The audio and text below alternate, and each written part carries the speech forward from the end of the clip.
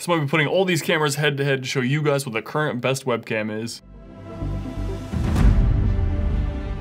What's up guys, I'm Ryan B, this is RyTech Gaming, and I am your tech daddy. So in today's video, we're going to be taking a look at all these webcams, making them compete side by side to show you what is the best of the best currently on the market. So make sure you watch this video all the way through to the end, where I'm going to show you obviously which one is the best of the best, but also mention some honorable mentions of some of the best budget-friendly options and some with cool features that I really like in a webcam. And as always guys, if you like this video or find it useful in any way, make sure you hit a like on the video. It goes a long way to spread these out across YouTube. Really helps me out here, and think about subscribing to the channel if you haven't already and you like content just like this. So let's just go ahead and jump right into it. Now normally I would start off by comparing the stats on paper of each one of these cameras, but I don't think it's really that important considering that 1080p out of one camera is not the same quality as 1080p out of another. So really the most important thing with the webcam is exactly how it looks and how it looks under different lighting conditions to kind of match whatever setup you got going on. So I'm gonna go ahead and skip the stats for now and just go ahead and pull up exactly what these cameras look like. So here we have all 6 cameras set up side by side, so you can compare them right next to each other. Now I do want to note though that each one of these cameras is set to the stock settings, so I just plugged it and played, and this is what they look like under my lighting conditions. Now you can adjust each one of these cameras to look a whole lot better, which I'll show off here in a second, just by adjusting some of the brightness, saturation, color profiles of each one of these. Because as you can see here, they all kind of look a little bad. Some of them are a little overexposed, some are underexposed, and you definitely want to adjust these and not leave them under stock settings. But I am kind of curious which one you guys think looks the best under stock settings. Is it top left, top middle, top right, or bottom left, bottom middle, bottom right? Let me know in the comment section down below. So if we go back into the cameras, this is again what they look like under stock lighting conditions under my lighting setup, and then here's how they can look when you do a little bit of adjustment to the brightness, saturation, contrast, and color profiles of each one of the cameras. As you can see, they look a whole lot better with just a little bit of adjustment. So as I mentioned, definitely do not leave these things stock. Now we're going to start labeling each one. So the top left is going to be the Logitech Streamcam. The top middle is going to be the Razer Klyo Pro. The top right is the Logitech Brio. And on the bottom row, bottom left, we are looking at the Elgato Facecam. Bottom middle is the Logitech C920, and bottom right is the OBS Bot TinyCam. So now you guys seen each one of these cameras labeled and the settings adjusted to make each one of these cameras look a whole lot better. Did your opinion on which one of these things was the best looking camera change from the stock settings to now? Let me know in the comment section down below, and let's go ahead and hop into the lighting test. So I do want to show off all 6 of these under different lighting conditions. So I have my main face light right here that I'm going to turn off, so you can kind of see. So now I just have the wall lights beside me and then my main monitor light going off. You can see the lighting conditions in all 6 of these cameras slightly different. Then I'm gonna turn off the wall lights and kind of show you guys almost in complete darkness, besides again my monitor light is the only light going on, and I'll turn back on the wall lights and I'll turn back on the face light. So now you've seen each one of these cameras under different lighting conditions and changing lighting conditions. Let's go ahead and jump in and check out the overall quality out of each one of these cameras. So one of the first things that I always notice when I have each one of these cameras side by side is the different color profiles out of each one of these cameras. Now you can adjust this in the temp slider for the color changing aspect of each camera. However, the one that sticks out the most to me is the Logitech Streamcam. For some reason, this thing is always shifted into the red color space, no matter how much of the settings you adjust. The Logitech Brio has a similar issue. It's not nearly as bad as the Streamcam, but the Brio is definitely shifted slightly into like the yellow or greenish color space.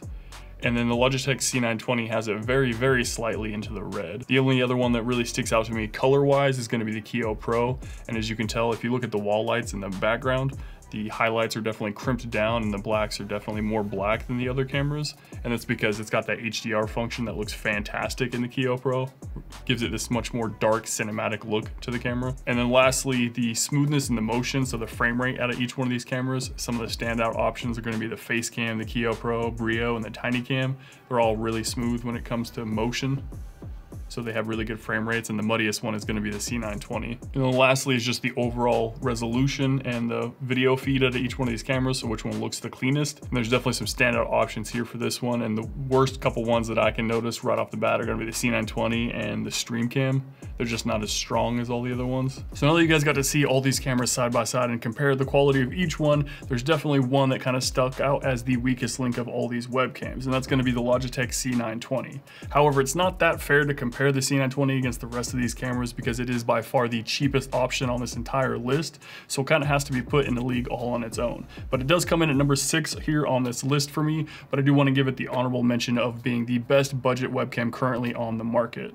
So if you're looking to save a little bit of cash while still getting a solid webcam that's clearly not top of the line, but it'll still get the job done, then I definitely recommend the C920. So coming in at number 5 here on this list is going to be the Logitech StreamCam. Now I technically do not recommend this camera anymore. I think there's just much better options on the market, especially in that price point.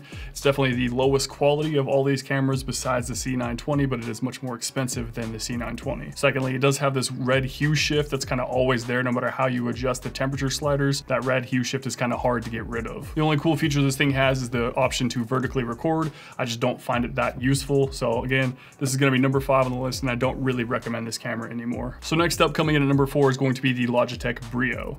Now the same thing with these hue shift things with the Logitech cameras. For some reason, the Logitech Brio has a slight green hue shift to it that's kind of hard to get rid of even if you adjust the hue sliders. It's not nearly as bad as the StreamCam, but it is there slightly. Secondly, the quality is definitely not up to par compared to the other options on this list. Definitely not a bad webcam, but I just think there's better options currently, so that's why it lands itself at number 4. And that's going to lead us into our top 3 options. Now I do want to note before we get into the top 3 that the competition and the rankings between these last 3 are going to be super tight, meaning that you cannot go wrong with any one of these last 3 options. They're all very solid cameras, and I think the difference is going to come down to personal preference and the features that you're looking for in a camera. Now of course, before we get into that though, if you watched this far, make sure you hit a like on this video. It goes a long way to helping us out here on YouTube. Think about subscribing to the channel if you want similar content like this and you like this video. And if you want to see any of these cameras live, I do stream myself here on Twitch. Link is in the description down below for that. Now for number 3 on my list, I'm going to give it to the Razer Klyo Pro. Now the main reason why I'm putting the Razer Klyo Pro down at number 3 on the top 3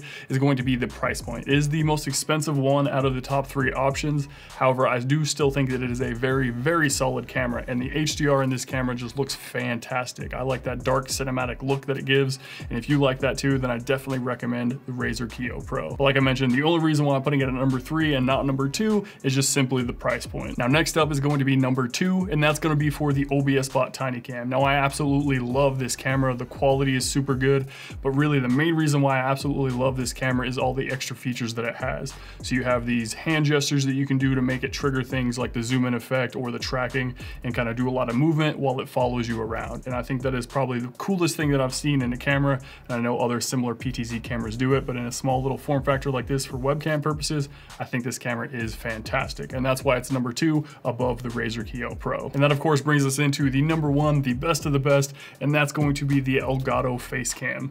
Now overall, the quality in this camera is insane. It's got a great price point, and the biggest thing that I really like out of this camera is the fluidity of it. So the refresh rate is super high, so anytime you're moving around and you're like moving your fingers or running back and forth, it is super fluid when it comes to movement.